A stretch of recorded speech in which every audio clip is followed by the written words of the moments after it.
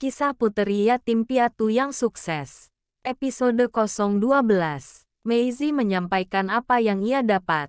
Informasi selama ini kepada bos besar. Ia bercerita tentang pegawai yang suka bagi-bagi uang perusahaan. Semua ini berjalan sudah lama. Bukan baru sekarang, cerita Maisie dengan singkat. Bapak Marzegas terus mendengarkan cerita dari Maisie. Dan juga masalah proyek yang baru selesai mereka pun sudah bagi-bagi. Maisie langsung menunjukkan rekaman video dalam handphonenya. Bapak Marzegas pun geleng-geleng kepala.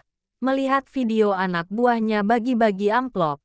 Setelah Bapak Marzegas melihat video itu, ia berkata pada Maisie, masalah ini harus cepat diselesaikan. Kalau tidak bisa hancur perusahaan. Masih adakah yang perlu disampaikan, tanya bos besar kepada Maisie. Kalau masalah korupsi uang perusahaan. Cuma itu Pak. Tetapi katanya Maisie terdiam. Tetapi apa, tanya bos besar kepada Maisie. Gaji saya sebulan kemarin tidak menerimanya Pak. Kok bisa, jawab bos besar. Kan sudah dibayar semua oleh kantor. Memang dari kantor sudah. Tetapi pihak kantor tidak memberikannya langsung kepada saya. Dititipkan ke staf yang menolak surat lamaran saya dulu. Waktu saya tanya. Cerita Maisie. Maisie pun melanjutkan ceritanya. Saya pun menjumpai staf itu dan menanyakan gaji saya. Bukankan dapat gaji. Saya malah diancam akan dipecat dari kantor ini. Kalau saya berani membocorkan. Kalau gaji saya dia yang mengambilnya. Dia itu anaknya sekretaris Ibu Mamie. Bapak Marzegas pun sangat geram. Mendengar cerita Maisie. Ia sudah kata bos besar. Informasi yang Maisie dapat ini sudah lebih cukup. Sebagai bukti. Nanti saya kabarin bagaimana untuk selanjutnya. Kata bos besar. Kalau begitu saya permisi dulu Pak.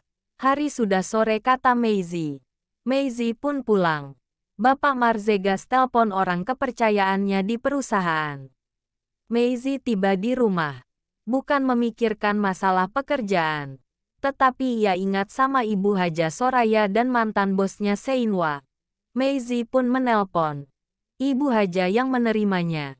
Mereka saling tanya kabar dan bercerita. Begitu asyik ngobrol, tidak terasa sudah 1 jam lebih mereka ngobrol lewat telepon. Akhirnya Maisie menutup telepon. Ia sudah siap mau tidur karena hari sudah malam. Maisie baru saja merebahkan diri di atas tempat tidur. Handphonenya berdering. Maisie langsung melihat nama pemanggil. Ternyata yang telepon bos besar. Maisie langsung menerimanya. Bapak Marzegas pun berpesan besok kamu masuk kerja seperti biasa. Karena besok saya mau selesaikan semua. Kata bos besar. Ia pun menutup telepon. Maisie tidak sempat bicara. Cuma mendengarkan saja. Tapi bagi Maisie mungkin bos besar lagi emosi. Ia melanjutkan tidurnya. Hari sudah pagi. Maisie berangkat kerja seperti biasa. Sesuai pesan dari bos besar. Setiba di kantor, Maisie langsung menuju ruangan cleaning service. Untuk mengambil alat kebersihan. Di saat ia sedang membersihkan ruangan, pegawai mulai banyak tiba di kantor. Mereka masih mondar-mandir sambil bercengkrama sama rekan kerja. Maisie pun terus membersihkan ruangan per ruangan hingga selesai. Para pegawai kantor dikejutkan banyak kedatangan orang penting dari perusahaan. Salah satunya orang kepercayaan Bapak Marzegas, yaitu Bapak Franken. Bapak Franken sebagai pengurus semua perusahaan Bapak Marzegas. Semua yang sudah datang langsung masuk ruangan di mana sering digunakan tempat rapat. Bapak Jackie pun sudah terlihat di kantor. Dia pun terkejut dengan banyak kedatang pegawai dari perusahaan. Karena memang tidak dikasih informasi oleh Bapak Marzegas. Semua pegawai kantor pun disuruh masuk ruangan rapat. Semua tempat duduk sudah terisi semua kecuali tempat duduk bos besar. Karena bos besar belum tiba. Bapak Franken permula membuka rapat. Ia menyampaikan, hari ini banyak kedatangan pegawai dari perusahaan. memang sengaja tidak memberi informasi ke atasan kantor, yaitu Bapak Jackie. Karena hari ini bos besar akan memberikan kejutan kepada semua rekan pegawai kantor. Belum lama bos besar tiba di kantor. Ia masuk ruangan, semua pegawai pun berdiri. Tanda memberi hormat. Bapak Marzegas langsung duduk di tempat yang telah tersedia. Bos besar pun menyampaikan kata maaf karena terlambat sampai di kantor. Kali ini Bapak Marzegas pakai sopir pribadinya. Bos besar pun tidak banyak bermukadimah. Ia langsung saja memaparkan permasalahan perusahaan yang selama ini selalu merugi. Dengan panjang lebar bos besar pidato, hingga menyebut Bapak Jackie selaku pimpinan kantor. Namun Bapak Jackie hanya diam saja. Dan juga bos besar minta kepada Ibu Meimi selaku sekretaris untuk menyampaikan data keuangan 5 perusahaan. Bos besar hanya menganggukkan kepala saja, mendengar Ibu Meimi membacakan laporan keuangan sampai selesai. Pikir Ibu Meimi syukur semua laporan sudah ia susun. Walaupun itu semua bohong. Ibu Meimi merasa lega. Padahal bos besar sudah tahu kedok mereka. Bos besar pun langsung menanggapi semua yang disampaikan oleh sekretaris. Semua laporan itu tidak bisa diterima, kata bos besar. Ibu Meimi pun langsung kecut. Hari ini sebenarnya kedatangan dari pegawai perusahaan. Karena saya harus merombak dan mengganti semua pegawai kantor yang dia anggap tidak benar dalam mengelola keuangan perusahaan.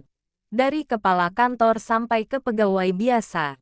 Karena saya merasa banyak pegawai yang tidak benar, suka bagi-bagi uang perusahaan untuk kepentingan pribadi. Kata bos besar. Semua pegawai terdiam semua. Sebelum Bapak Marzegas tiba di kantor, ia chat Maisie untuk ganti pakaian dari pakaian cleaning service. Ia pun terkejut membaca chat dari bos besar. Apa maksudnya ini? Kata Maisie dalam hati.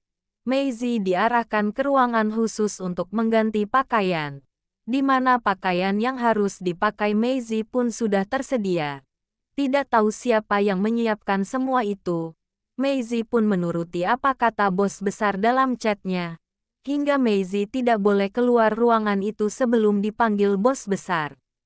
Dalam ruangan rapat pun, bos besar mengajukan pertanyaan kepada pegawai kantor. Sebelum saya sebut nama, yang merasa menerima uang perusahaan yang tidak wajar, yang dinilai merugikan perusahaan, untuk bersedih mengundurkan diri dari pegawai kantor. Semua diam. Tidak satu pun yang berani bersuara. Termasuk kepala kantor dan sekretaris. Akhirnya bos besar melanjutkan bicaranya. Kalau tidak ada yang bersedia mengakui kesalahan, maka saya akan sebut nama. Bapak Franken. Selama bos besar bicara, ia telah menyiapkan surat pemberhentian kepada pegawai yang akan dipecat. Bapak Marzegas pun masih merasa kesal setelah mendapat laporan dari Maisie. Dari masalah gajinya diambil. Sampai ada ancaman pemecatan. Karena tidak ada yang berani mengakui kesalahan, maka akan saya sebut namanya, kata bos besar. Dengan rasa kesal bos besar sengaja membuat rencana ini dilihat oleh pegawai semua. Biar mereka malu. Bos besar langsung berkata, karena bos besar tidak tahu nama staf itu, ia cuma tahu anak dari ibu sekretaris saja. Bos besar pun mulai memanggil pegawai yang akan diberhentikan. Bos besar bilang siapa pegawai staf yang merasa anak dari sekretaris Ibu Meimi. Dia pun langsung memberi isyarat dengan angkat tangan. Langsung diarahkan menghadap meja Bapak Franken. Dia pun terkejut menerima surat pemberhentian dirinya. Sudah berapa pegawai yang dipanggil? Semua tampak kecewa karena diberhentikan sebagai pegawai kantor perusahaan Bapak Marzegas. Tiba giliran Ibu Meimi yang menerima surat yang telah disiapkan oleh Bapak Franken. Yang terakhir dipanggil adalah kepala kantor yaitu Bapak Jackie. Ia terkejut, tidak menyangka ia akan dipecat. Semua sudah selesai. Bos besar masih memberi waktu untuk bertanya tentang mengapa dipecat dari pegawai kantor. Yang pertama sekretaris yang bertanya mengenai dia bersama anaknya dipecat. Apa salah saya, kata Ibu Meimi. Masih juga tidak merasa bersalah. Bos besar belum menanggapi itu. Dia masih memberi waktu kepada yang lain untuk bertanya. Akhirnya Bapak Jackie selaku kepala kantor. Bapak Jackie tidak beda pertanyaannya dengan Ibu Meimi. Untuk menjawab pertanyaan, bos besar menyuruh Bapak Franken untuk memutar video yang diberikan Maisie. Semua pegawai terkejut melihat video yang diputar. Tidak kecuali Bapak Jackie. Tidak menyangka bahwa waktu bagi-bagi amplop kemarin ada yang merekam. Semua diam. Tidak bisa lagi mengajukan protes. Mereka pun sangat malu. Akhirnya Bapak Marzegas melakukan pergantian pegawai kantor. Pergantian di depan para pegawai yang barusan dipecat. Pergantian hanya sekretaris dan kepala kantor. Sekretaris baru akan dijabat oleh Ibu Aleister. Diambil dari pegawai salah satu perusahaan. Ibu Aleister sudah lama menjabat sebagai sekretaris salah satu perusahaan. Kini dipindah tugaskan di kantor induk. Karena sekretaris jangan sampai kosong. Langsung diperkenalkan ke semua pegawai. Ibu Meimi pun tertunduk malu. Bapak Marzegas pun berkata, untuk mengisi jabatan kepala bagian saya serahkan kepada Bapak Franken yang menunjuk dan mengurusnya. Saya akan mengangkat sebagai kepala kantor. Dia seorang perempuan muda. Dia lulusan sarjana perbankan. Dia orang yang cerdas. Semua pegawai di kantor pasti sudah kenal. Tapi tidak mungkin percaya bahwa dia lulusan sarjana. Bos besar pun meminta kepada pegawai untuk mempersiapkan tempat duduk di sampingnya. Untuk tempat duduk kepala kantor yang baru. Semua pegawai pun penasaran siapa orangnya yang dimaksud. Akhirnya bos besar memanggil, terima kasih Anda telah menonton video ini. Tonton terus cerita selanjutnya di Rafflesia Channel. Agar tidak ketinggalan jangan lupa di like, share dan subscribe.